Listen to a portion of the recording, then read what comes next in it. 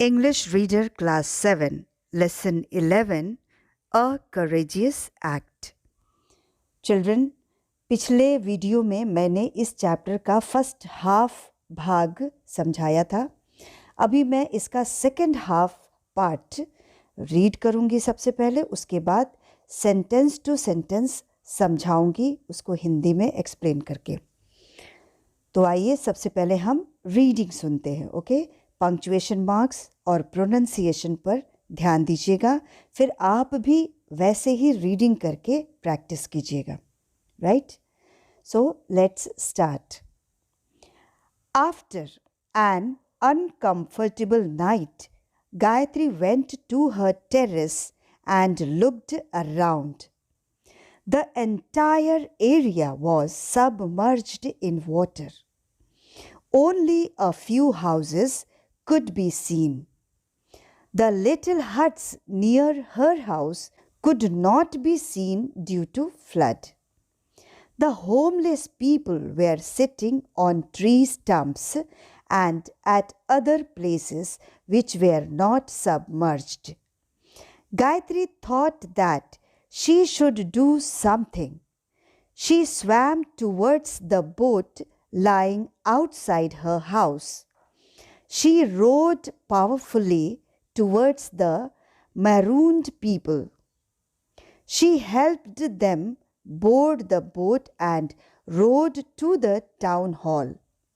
There they were received by the district authorities. Then she returned home and requested her mother to give her some clothes, food, matchboxes, and candles. She packed them in a waterproof bag and returned to the town hall.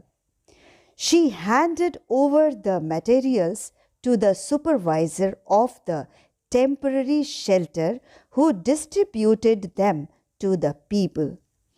They felt warm and happy. Gayatri was happy too that she could do a little to help them. She had helped her neighbors in their hour of need. In the hour of crisis, most people ask for help, but courageous people render help to others. So children, ये reading थी. अब मैं आप लोगों को समझाती हूँ. After N uncomfortable night, एक बेचैनी वाली रात के बाद, यानी कि असुविधा, अनकम्फर्टेबल मतलब असुविधाजनक या बेचैनी, एक असुविधाजनक रात के बाद Gayatri went to her terrace and looked around. Gayatri अपने टेरेस पर, अपने छत पर गई और चारों ओर देखी. The entire area was submerged in water. Entire मतलब पूरा, संपूर्ण. तो पूरा का पूरा एरिया, पूरा का पूरा क्षेत्र पानी में डूबा हुआ था. Only a few houses could be seen. मात्र कुछ ही घर दिख रहे थे. The little huts near her house could not be seen due to flood. छोटे छोटे झोपड़ियाँ जो उसके घर के पास थे, वो बाढ़ के कारण दिखाई नहीं दे रहे थे. The homeless people were sitting on tree stumps and at other places which were not submerged. और जो होमलेस लोग थे, जो बेघर लोग थे, वे पेड़ों की ठूंठ पर, यानी जो पेड़ चौड़े चौड़े जो तने कटे रहते हैं और वो बैठने का स्थान जैसा बन जाता है, उस पर बैठे हुए थे. And eight other places which were not submerged, और कुछ लोग ऐसी जगहों पे बैठे थे जो पानी में डूबा हुआ नहीं था. ऐसी जगहों पे कुछ लोग बैठे हुए थे. Gayatri thought that she should do something. Gayatri ने सोचा कि उसे कुछ करना चाहिए. She swam towards the boat lying outside her house. वह अपनी नाव की ओर जो घर के बाहर पड़ी हुई थी वहाँ तैर करके गई।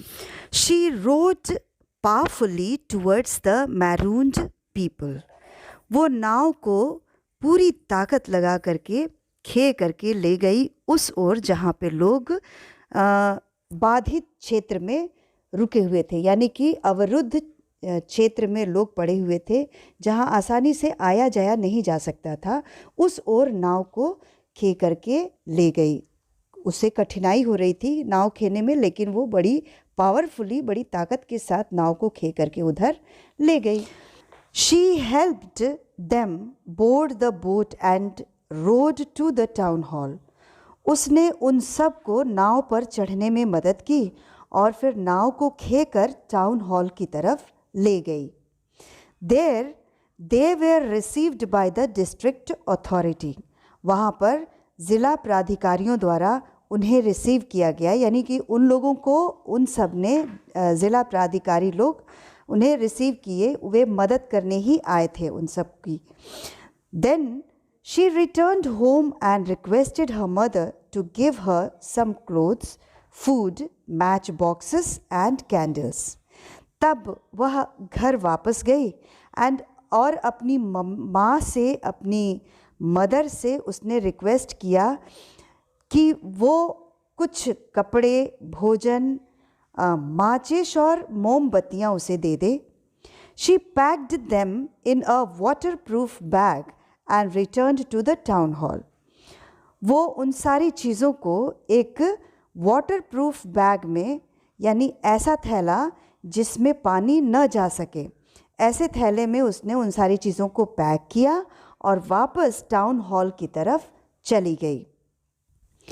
She handed over the materials to the supervisor of the temporary shelter who distributed them to the people. वह उन सारी चीज़ों को जो टेम्पररी शेल्टर के सुपरवाइज़र थे, टेम्पररी शेल्टर क्या है, जो अस्थायी आश्रय, यानी उन्हें जो बाढ़ में घिरे हुए लोग थे उनके ठहरने के लिए एक अस्थायी व्यवस्था की गई थी। वहाँ के जो सुपरवाइज़र थे, उन सुपरवाइज़र को उस लड़की ने, गायत्री ने, उस सारी चीज़ें दे दी, जिसे उस सुपरवाइज़र ने उन लोगों में बांट दिया। They felt warm and happy. वे सभी आराम और बहुत ही प्रसन्नता का अनुभव कर रहे थे। Gayatri was happy to that she could do a little to help them. Gayatri भी खुश थी क्योंकि उसे लग रहा था कि उसने उनकी थोड़ी मदद कर पाई थी। She had helped her neighbors in their hour of need. वह अपने पड़ोसियों की उनकी ज़रूरत के समय में उनकी सहायता की थी। In the hour of crisis, most people ask for help, but courageous people render help to others. संकट के समय में अधिकतर लोग सहायता मांगते हैं, लेकिन साहसी लोग दूसरों की सहायता करते हैं। So dear children, I hope आप सबको ये चैप्टर समझ में आ गया होगा। अब दोनों वीडियो को, इस चैप्टर के दोनों वीडियो को अच्छी तरह से देखेंगे, सुनेंगे और अपनी रीडिंग की प्रैक्टिस करेंगे। Okay, all the best children, good bye.